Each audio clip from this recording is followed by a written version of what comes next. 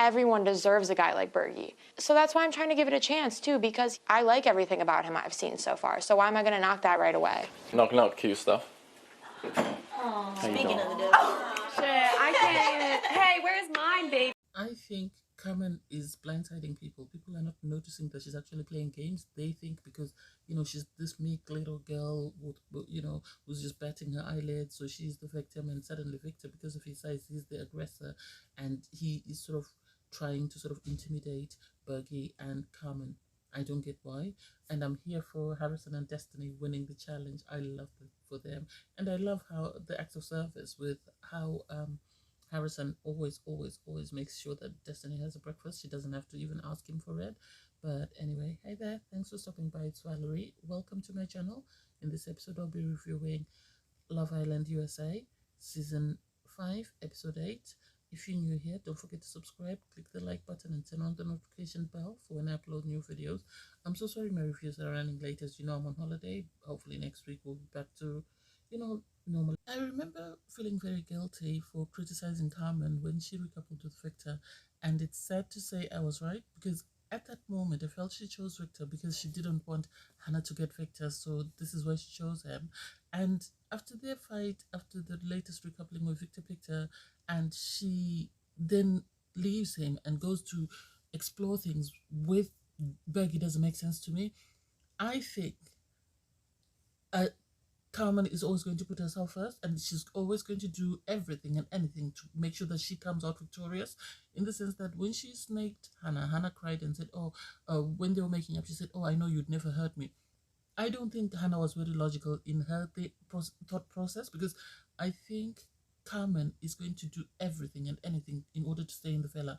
And I think she's realized that Bergie is very popular, and she tried it with Victor to get him away from Hannah, and knew that once she's coupled up with him, there's no way Hannah would go back to him. And now she's going to Bergie because he's popular. I think her main person coming into the villa was Leo, because he's the one she took on a date. And when she realized there was competition between Cassie and Anna, she then went for Victor because she wanted to get him away from Hannah. Realized that Victor wasn't as popular as the other islanders, then decided to latch onto Bergie, knowing that Bergie is infatuated with her, and that way she could stay in the villa, because if he's popular in the villa, he's most likely going to be popular with the viewers. That's the impression that I'm getting, because she speaks to him. He then recites his speech he was going to give for recoupling with her. She says she's happy she chose him in the challenge because all she wanted to do was to see if there was a connection there and continue to build on it and reassure him that she's still interested. And it's like, I don't think so. You're looking for a ticket in the villa, and Bergie is it. And I have to give it to Cassie that she actually sat down with Victor and was able to sort of have a conversation where he was trying to process what he's going through. And both Victor and Cassie can see that Caren is not really that into Bergie. She's into the opportunities that will come with her being lashed onto Bergie and nothing else. And I love seeing Harrison and Destiny in the background minding their own business. I don't know what Harrison was doing, whether he was making a drink or whatever. Anyway, so the islanders go to bed, and I'm so happy with Destiny and Harrison. They are minding their own business. They're staying out of all the drama. In the morning, obviously, I also loved that the night before KK did Leo's hair, which was amazing. And then in the morning, the islanders wake up. It's still a bit tense between Victor and Caren, which is to be expected. Bergie makes Caren and Cassie cups of coffee, which I was surprised by, but it seems, it's sad that people like Harrison are doing it spontaneously. They don't have to be asked to do it. And yet the girls are having to beg the other guys, and it's like, do you really need to beg them to do something for you? Hannah is begging Marco for a cup of coffee. Caren has begged Bergie for a cup of coffee, and it's like, that's a bit too much. I think I'm going to summarize this episode, this bit. There's a lot of gameplay, and I think Caren is not as innocent as she's making out, because the girls are sort of turning against Victor, saying, Victor wasn't intimidated by Bergie, he felt he was better than Bergie, and now, he is now intimidated that suddenly Bergie seems to be winning and he's losing. And it's like, that's not what Victor's upset about. In my opinion, Victor's upset that Caren is playing games. Caren presented like she liked him and he chose her thinking that she liked him when she really didn't like him. He could have stayed with Jasmine. Jasmine was happy to stay with him until he found his person. But she made it seem like she really liked him. He picked her, and then suddenly they switch around, and now she's playing the victim, and he's now, the aggressor. And given his size, people are going to believe that he's the one who's in the wrong, and I don't really like that. I like that the night before he was able to have a conversation with Cassie, and that seemed to help him distress in the gym in the morning. He does speak to the other guys as well, Victor. He speaks to, I think he's very close with Harrison actually. So he speaks to Harrison and Leo, and he's just talking about the fact that, the boys are agreeing that maybe the reason why Bergie's doing so well is because he's actually going out and speaking to the girls and actually listening, whereas the boys don't seem to be actually listening to what the girls are saying. And Harrison says, I feel I'm going out enough. I don't need to put in any more effort than I am at this point in time. And so, I don't know. I think Carmen is playing games, and everybody else doesn't realize Carmen is playing games because she's coming across as this person who's interested in someone that they really love, because it seems all the islanders really love Bergie.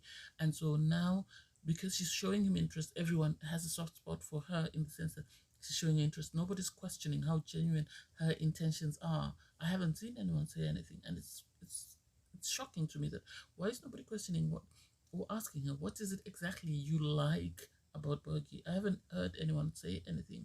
But then anyway, and I love Harrison and Destiny. I love them. He brings up breakfast again in the morning. I don't get Anna though. I think the girls are jealous. I think the girls, when Harrison came in, they had their eye on him and don't understand why Harrison would pick someone like Destiny. And this is why Anna was saying, what is it about Harrison that you liked?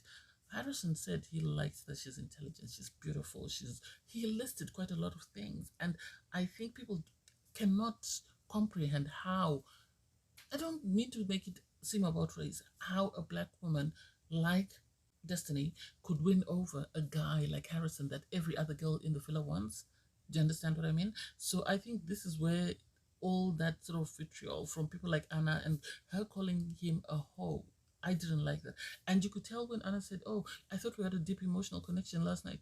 Harrison wasn't rude, but he was very dismissive in the sense that don't make it seem like there's more to whatever we're talking about than it actually is. And I think he doesn't want anything to sort of rock his boat with Destiny. And that's why he just sort of walked past and moved on and kept it moving.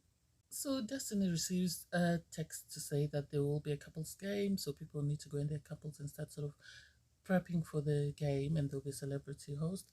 And it's interesting as they go around to hear the conversations that people are having and sort of how much they know one another. And I think Bergie and Cassie actually shocked me because they were actually asking the right questions. I liked the fact that Destiny and Harrison share the same birthday, and they seem very calm and relaxed around one another. And Anna and Leo, she said, well, her memory is very bad. She can't retain anything. So she knows they're not going to do very well. And it's like, oh, maybe it's just that you're not interested in him. Because if you really were, you'd pay him more attention.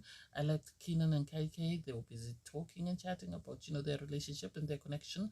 And they've been together the longest. So they are the ones that are supposed to win. Because if they were really communicating, they should know a lot more about one another.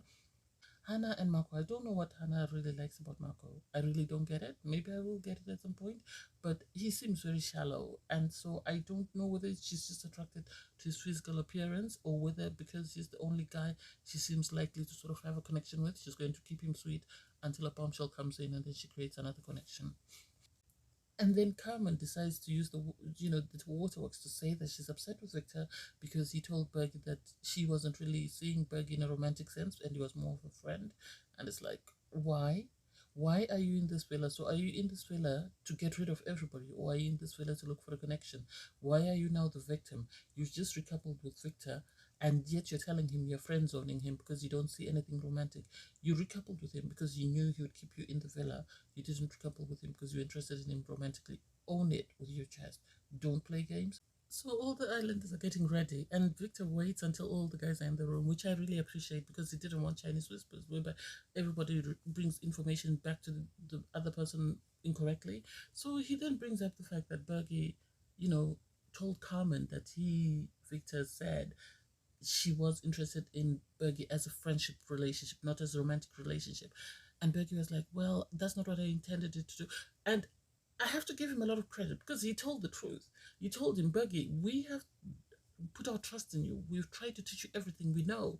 And for you to then go back behind our backs and say something, that's betrayal. Because how can you do that to people that want what's best for you? Me telling you that she was giving friendship vibes is trying to warn you to sort of just be careful of how you navigate your connection with her, because she might use you and dump you and leave you brokenhearted, and that would not be right for us to sit there and watch and let you go through that. And now you doing this has shown that you're not to be trusted, and you're not a ride or die is more or less what he said. And I think he's right. I think Bergie is too sweet and too innocent for Love Island. I don't even know what show he'd be. Maybe he'd be better on The Challenge. Maybe. Maybe he'd be better on Survivor. Maybe. Even on The Amazing Race. But I don't think Love Island is it for him. The islanders get ready and then they go downstairs and they have their drinks, and sort of Ariana from Vanderpump Rules arrives to host the show. I've never watched that show, one episode, so I don't even know who she is. The results of the game were actually shocking in the sense that I didn't expect KK and Keenan not to know as much about one another.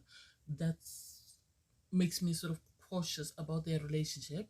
I was actually pleasantly surprised by Bergie and Casey because it seems they really actually do talk and they do listen to one another, which was great. And I am here for Harrison and Destiny. They're the newest couple, and yet they really were winning up until the final moment. And I don't get why they refused the NAs, because the NAs were matching, so that could have been a point for them and they would have automatically won. But I think the producers had an idea of who they wanted to win, and this is why this questions or some of the marks being knocked off went the way it did, because Bergie and Casey were also tied with the other guys. So I don't know why it wasn't a final three. I don't know why they chose to go to final two, and I don't know why. I think it was just for drama. I think it was just for drama. And then they, obviously, Hannah and Marco won, and they were told they get to pick another couple that's safe. I don't get why they chose Anna and Leo. I really don't, because it didn't make sense. The way they described it, they made it seem like they're going to choose Destiny and Harrison, but I think Destiny knew that there was no chance in hell that Mark would ever pick her, so she really wasn't bothered by whoever was picked. I don't know. It was a great episode. We'll see how it goes. Anyway, thanks guys for watching. Please don't forget to like, share, comment, and subscribe. Bye everyone.